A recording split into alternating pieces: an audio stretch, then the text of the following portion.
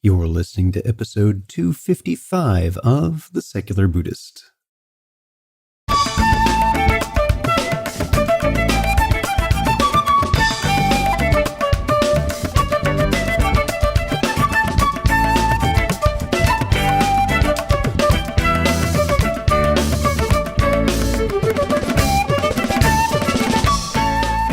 Welcome to The Secular Buddhist. I'm Ted Meissner.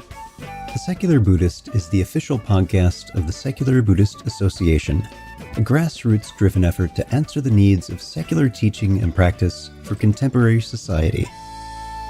The podcast has interviews and roundtable discussions pertaining to engaged Buddhist training and practice, and the SBA website has show notes for each episode along with resource materials.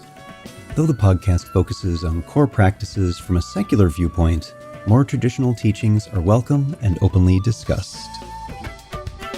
Richard Gentei Diedrichs joins us to speak about his book, Living in Blue Sky Mind, Basic Buddhist Teachings for a Happy Life.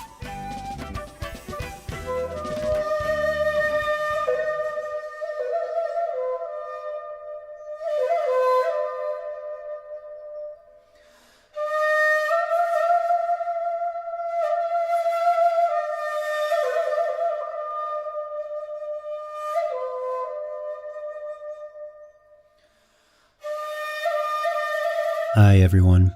Before we begin today's episode, I'd like to mention that this podcast and the supporting website, discussion forums, our live online practice circle, and other services provided by the Secular Buddhist Association are supported by you. If you find this episode or any other offerings helpful to you in some way, I ask that you take a moment and visit secularbuddhism.org and click on the contributions button. There are many ways you can help, which are listed on that page, and if you make a donation, it's tax deductible, and it helps ensure the SBA is able to continue the exploration of secular Buddhism. Thank you. We're glad to have you join us in the conversation.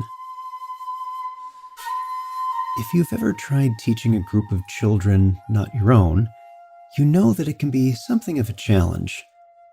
Now think about how your own learning of the Dhamma may have taken some time, and how you may have experienced some twists and turns and dead ends on the path. So what's it like to teach children the way of liberation? Richard Gentei Diedrichs grew up in Los Angeles. He edited travel and health magazines in Seattle, worked as an editor at the School of Engineering and Public Health at the University of California, Berkeley, and then taught in public elementary schools in the San Francisco Bay Area. The author of 4 books, Richard was fully ordained as Zen priest in 1990.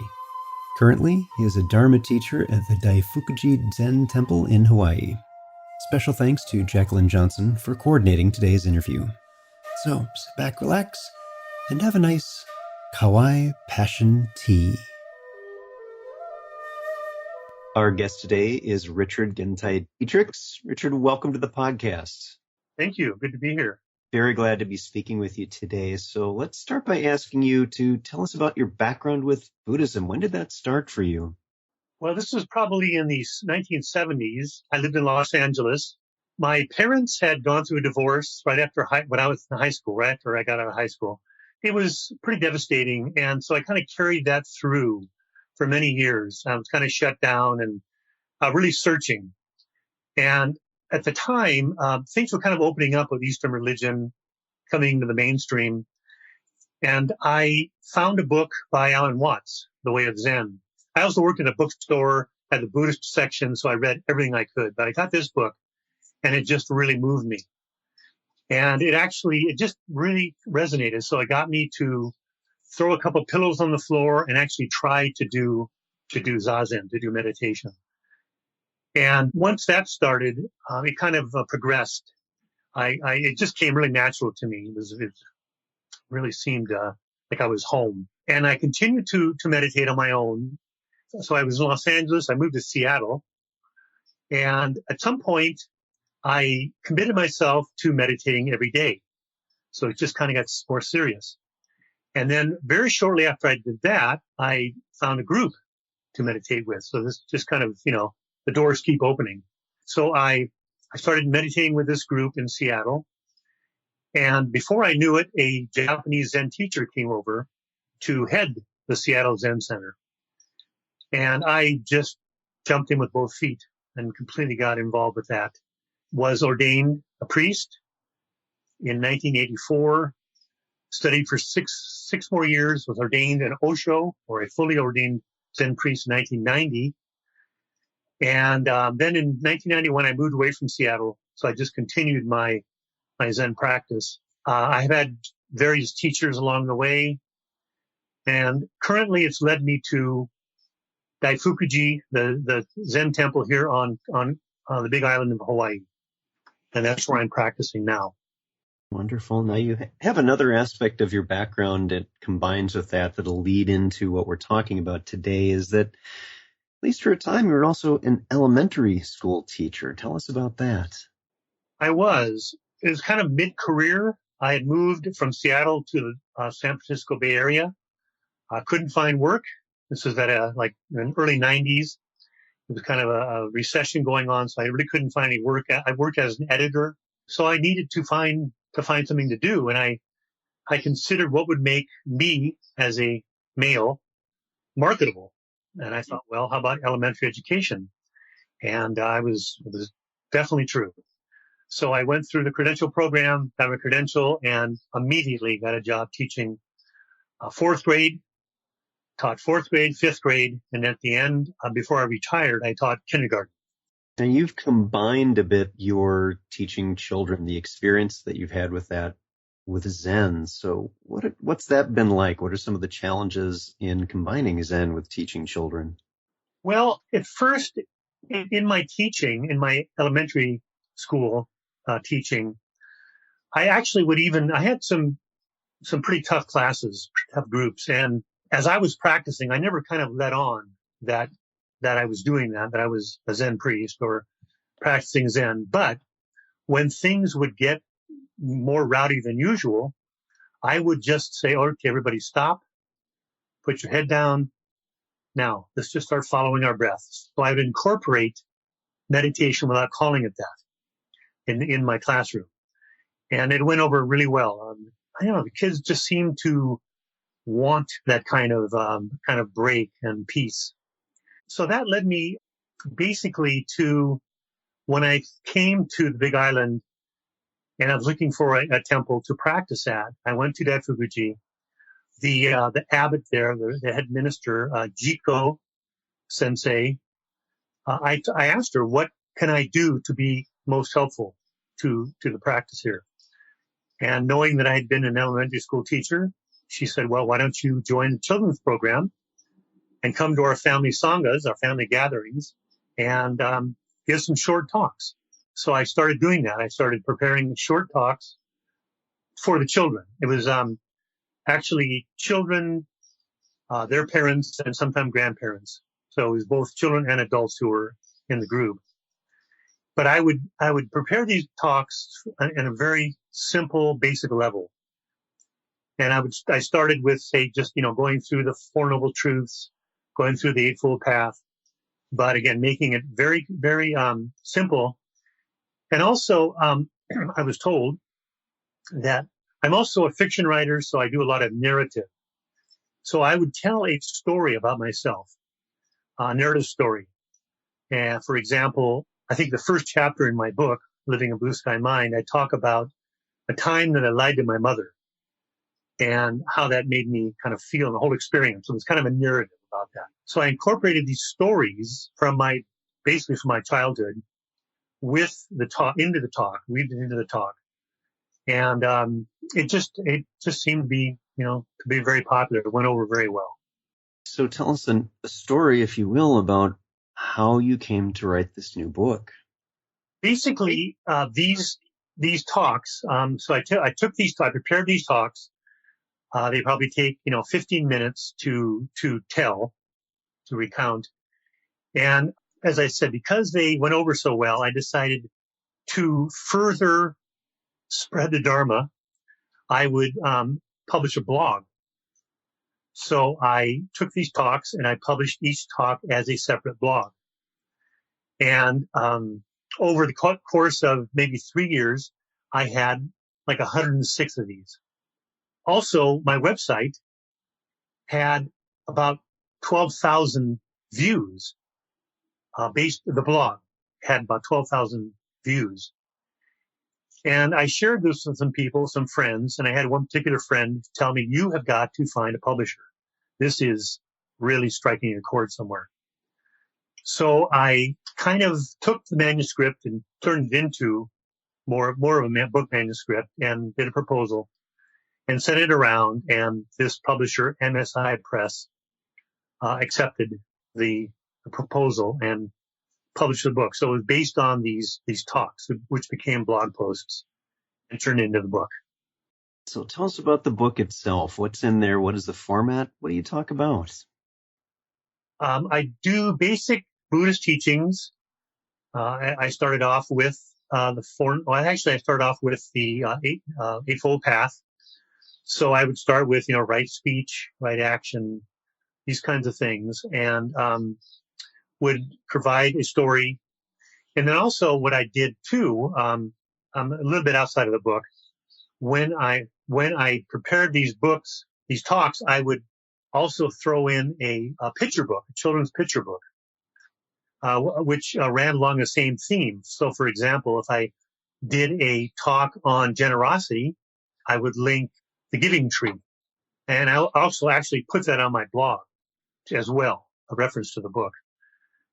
When I proposed to the publisher, I cut all of that out. And actually, she wanted to aim it more at an adult audience. So I took all that out. So I went along with basically every aspect of a Buddhist teaching that I could think of or come upon. So again, it would be the Eightfold Path, the 5 marks of existence, this kind of thing, the themes of Buddhist teaching. And I would just apply the talk to that theme. And then that became chapters in the book. So what's one of your favorite chapters? One of the ones that really stands out for you as, I like that one. Well, as I mentioned before, one that I like and one that has got quite a bit of response was, in fact, I even think it's the first chapter in the book, and it's about right speech. And basically it's about not lying. And I tell a story about my brother and I, when I was probably 8 and my brother was 5. We had this idea of throwing a water balloon out of our bedroom window to at the wall of the house next door. I like this story already. Yeah. And it's already, nighttime, nobody can see. Yeah. And we just thought it would be funny.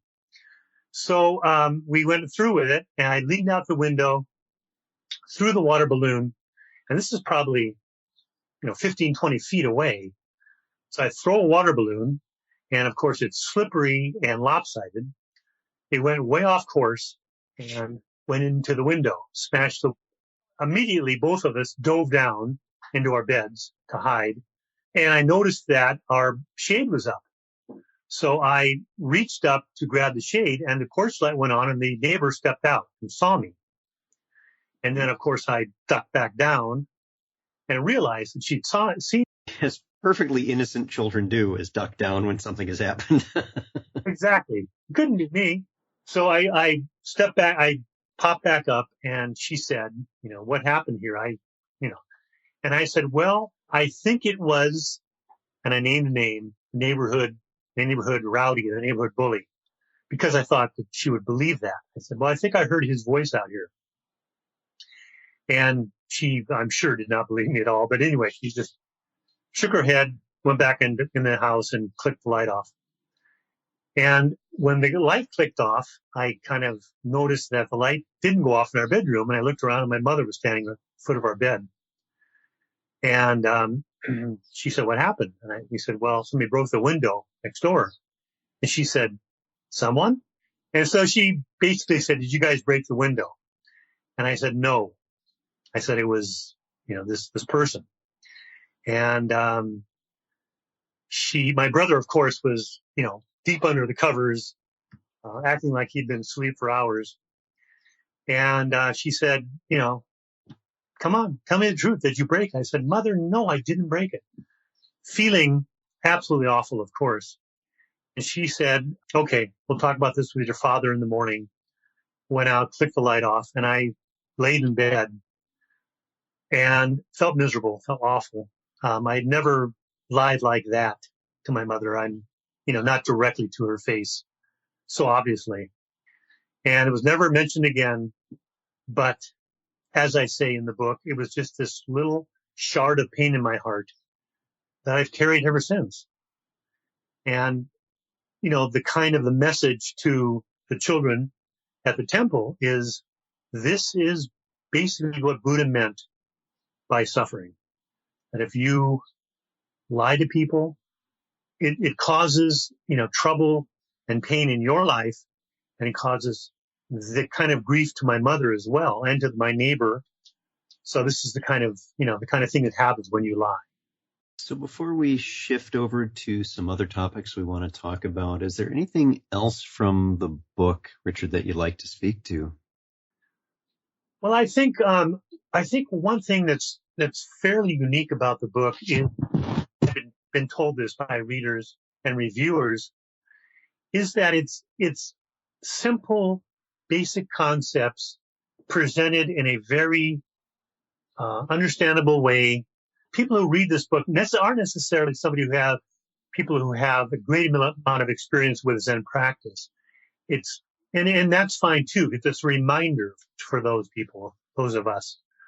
But for people who have a general interest in Zen and Buddhism and Zen, it kind of opens the door to Zen teaching, because it is so approachable and so basic. And I think that's the appeal of the book.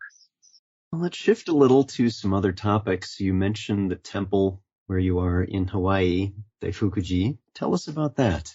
The thing with that is, I came to the Big Island 8 years ago from the Bay Area, and I went directly to Daifukuji, which is I was trained in Rinzai Zen, which is the sort of branch of Zen that uses koans, and it's kind of rigorous, and it's kind of sudden awakening.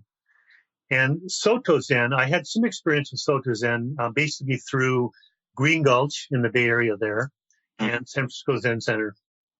So I had visited that, and I knew of that practice. So when I came here, really the only temple that I could find was Daifukuji, which is a Soto Zen temple.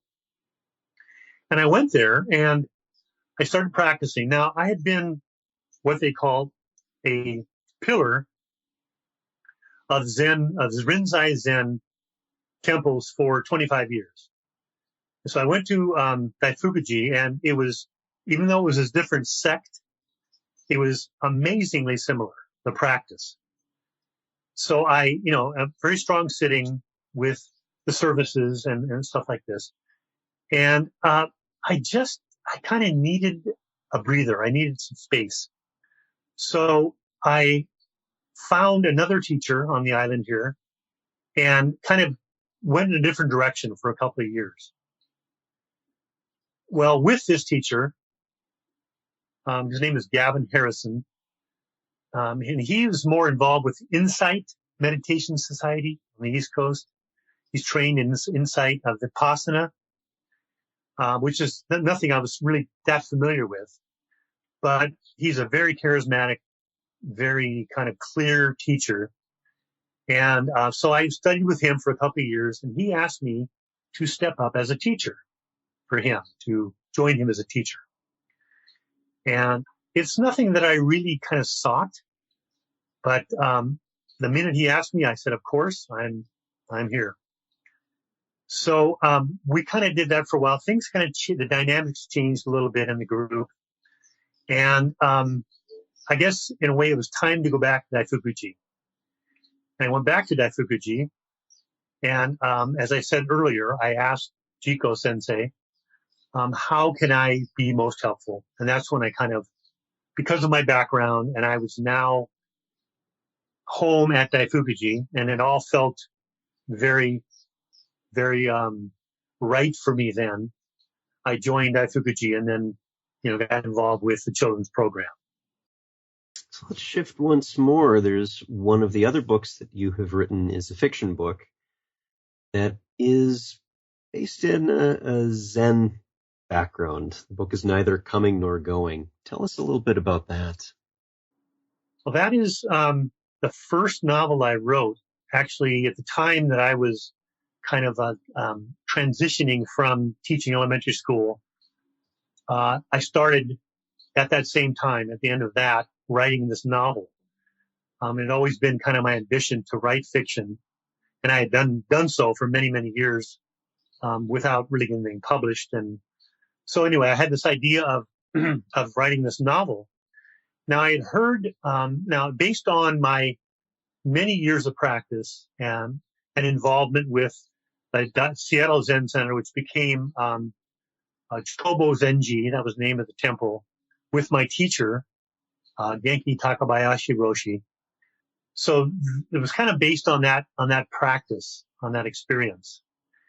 And then I was practicing with this teacher named Sasaki Roshi in New Mexico, in Jimenez Springs, New Mexico, the retreat center there, still is, although he's passed on. I went there a number of times for retreats and became pretty familiar with the practice there. And one time when I came to a retreat, before it started, I had heard that one of the women practitioners there had accused Sasaki Roshi of abusing her, of touching her inappropriately. Now, as it turns out, this became a full-fledged scandal and very unfortunate legacy.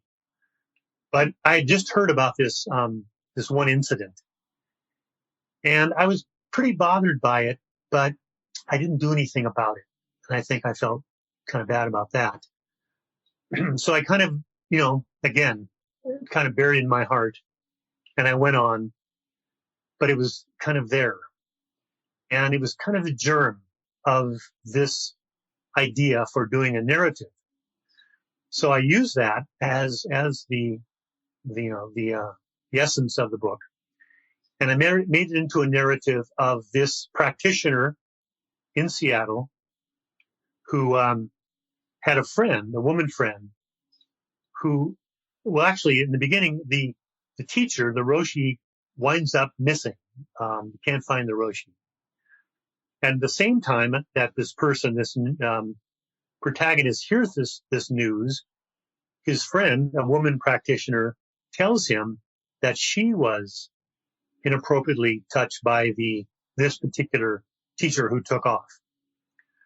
So what happens is the protagonist, the narrator, and this woman do a road trip to go find this teacher and confront him. And that's the basis of that book. Interesting. Thanks for sharing about that. So folks who are listening to the podcast, I'll be linking to both that book and the one we've been talking about today, Living in Blue Sky Mind, Basic Buddhist Teachings for a Happy Life.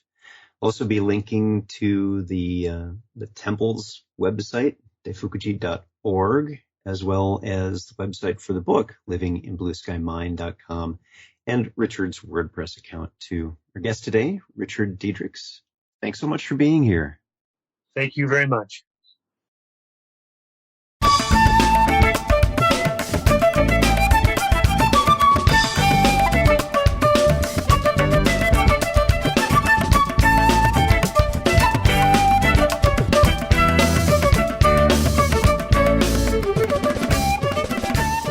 Thanks for listening. If you'd like to hear more about something you've heard in today's podcast, please come visit the SBA website at secularbuddhism.org, and you'll find an entire webpage devoted to this and every episode. Discussion about this episode can be found on the episode page itself, along with show notes. Sound editing, mixing, and mastering provided by the generosity of Anthony Dominello of StructureFromSound.com. The music for The Secular Buddhist is used by permission from John Kaizen Neptune's CD, Steps in Time. Additional music is provided courtesy of Monty Levinson of Taihei Shakuhachi and Rodrigo Rodriguez. Their websites are linked on the SBA site on the About Podcast Music page. Until next time, remember, every moment you have a choice. Make it the best you can. See you next time on The Secular Buddhist.